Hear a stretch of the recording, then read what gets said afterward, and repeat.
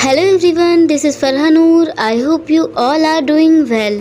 सो आज का हमारा टॉपिक है एड्स। एड्स से रिलेटेड जितने भी क्वेश्चंस हैं आपके माइंड में, हम इसी वीडियो लेक्चर में क्लियर करने वाले हैं। सो ये टॉपिक आपके एग्जामिनेशन पॉइंट ऑफ व्यू से बहुत ही इम्पोर्टेंट है। ऐसा नहीं हुआ है कि इससे क्वेश्चन नहीं आए हों।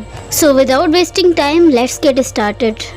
सो एड्स का फुल फॉर्म क्या होता है? Acquired immuno deficiency syndrome. I hope आपको इसकी फुल फॉर्म तो पता ही होगी, बचपन से पढ़ते आ रहे हैं। Acquired immuno deficiency syndrome. तो इसका हम अभी एक एक वर्ड समझाएंगे, समझिएगा। तो इसमें एक्वायर्ड का मतलब आफ्टर बर्थ। तो ये बर्थ से पहले नहीं होता है, ये तब पता चलता है जब बर्थ हो जाती है। तो हमने क्या बताया आपको कि ये जो इन्फेक्शन है ये बर्थ से पहले नहीं होगा, ये बर्थ के बाद होगा। ये एक्वायर करेगा दूसरे से, और ये जेनेटिकल भी नहीं है। और इम्यूनो डेफिशिएंसी का मतलब है कि आपके इम्यून सिस्टम में कमी आ जाती है, मतलब इम्यून सिस्टम आपका वीक हो जाता है, मतलब इम्यून सिस्टम की किसी सेल को डैमेज हो रहा है बिकॉज इम्यूनिटी डिक्रीज हो रही है। और ये एक सिंड्रोम भी है। तो सिंड्रोम का मतलब ग्रुप ऑफ सिम्टम्स, यानी बहुत सारे सिम्टम्स एक साथ दिखने लगते हैं इसमें। तो हमने क्या जाना है? एक्वायर्ड का मतलब आफ्टर बर्थ। इम्यूनो डेफिशिएंसी का मतलब इम्यूनिटी डिक्रीज हो जाएगी अगर इम्यूनिटी का ब्रेकडाउन होगा। सो ये तो आपको पता है कि आपको डिफरेंट टाइप्स के बैक्टीरियाज वायरसेस से लड़ने के लिए आपका इम्यून सिस्टम ही आपको डिफेंस देता है। अगर वही ब्रेकडाउन होगा तो इम्यूनिटी बचेगी क्या? नहीं, इम्यून सिस्टम बिल्कुल ब्रेक डाउन हो जाएगा, कुछ इम्यूनिटी नहीं बचेगी बॉडी में। तो इसका मतलब ये है कि अगर आप किसी को HIV का इन्फेक्शन हो गया और उसकी इम्यूनिटी वीक हो गई तो उसको साथ में दूसरे इन्फेक्शन भी हो सकते हैं HIV के अलावा भी। तो सबसे पहले जब किसी को HIV होता है तो HIV में लोग दूसरे इन्फेक्शन से ज़्यादा मरते हैं। अब आप सबसे पहले HIV का फुल फॉर्म जान लीजिए, ह्यूमन इम्यूनो वायरस। तो एड्स किस वायरस से फैलता है? HIV से। HIV का full form human immuno virus. तो अब ये वायरस किसको अटैक करता है? इम्यून सिस्टम को।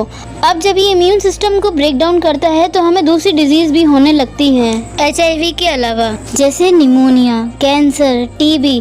तो बहुत सारी बीमारियां होना स्टार्ट हो जाती हैं और बाद में चलकर ये डिजीज़ बहुत ज़्यादा डेंजरस हो जाती है।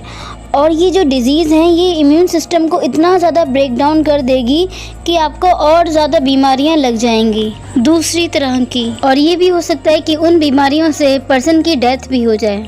तो अब बात करते हैं इसकी हिस्ट्री की। तो आपको पता है HIV कहाँ से आया? तो सबसे पहले ये देखा गया था कि साउथ अफ्रीका में ये मंकी से ह्यूमन बींग्स में ट्रांसफ़र हुआ था ये वायरस।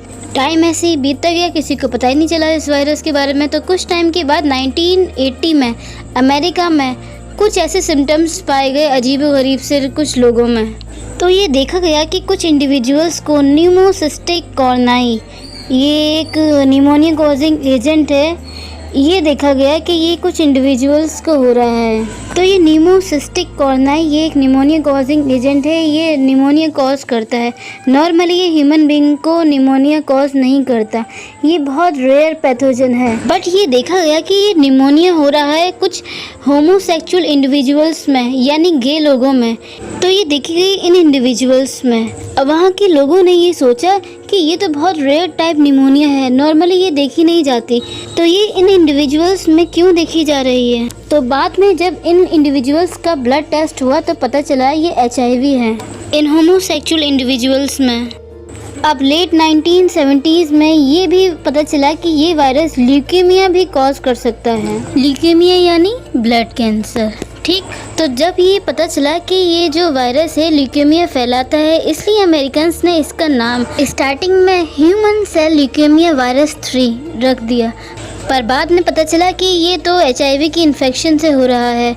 और ये तो आप जानते हैं कि ल्यूकेमिया के लिए कैंसर कॉजिंग एजेंट रिस्पॉन्सिबल हैं। और अगर इसकी डिस्कवरी की बात करें तो ये लियो मोंटेग्नी ने HIV डिस्कवर करा था और 2008 में इन्हें नोबेल प्राइज़ भी मिला था। और इनके साथ ही दूसरे साइंटिस्ट हैं स्नोरसिल, उनको भी नोबेल प्राइज़ मिला था। तो हमने आपको बताया HIV human immuno deficiency virus 1986 में डिस्कवर हुआ और इंडिया में सबसे पहले 1986 में फर्स्ट केस मिला चेन्नई में, और प्रोस्टिट्यूट कम्युनिटी में ये केस मिला।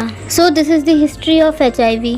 तो एड्स में हमने क्या पढ़ा अब तक कि एड्स में इम्यून सिस्टम डिक्रीज़ होता है और ये बाय बर्थ नहीं होती, ये आपको वायरस से होगी, आपकी जीन से नहीं फैलेगी। ये देखिए, होता ये है कि मदर से बेबी को प्लेसेंटा के थ्रू बच्चे को HIV हो जाता है, पर अगर मदर HIV है पहले से ही और वो मेडिकेशन ले रही है प्रॉपरली, सो हो सकता है कि बेबी को HIV नहीं फैले। तो क्या हम कह सकते हैं कि ये कॉन्जेनाइटल है या नहीं है? It is a acquired disease. अगर वायरस ट्रांसफ़र हो गया तो बीमारी होगी ही, अगर नहीं हुआ तो नहीं होगी। सो कॉन्जेनाइटल डिजीज़ में डिजीज़ होनी ही होनी है, यानी ट्रांसफ़र होनी है, उसे कोई भी रोक नहीं सकता। But it is not the congenital disease. So ये कौन सी डिजीज़ है? वायरल डिजीज़, और ये बाय बर्थ नहीं होगी किसी को भी। सो इस वीडियो लेक्चर का एंड हम यहीं करते हैं, और नेक्स्ट वीडियो लेक्चर में हम लोग स्ट्रक्चर पढ़ने वाले हैं HIV का। So that's all about it. If you like this video, hit the like button, share it with your friends, and please subscribe my channel for more videos like that. Thank you. Bye bye.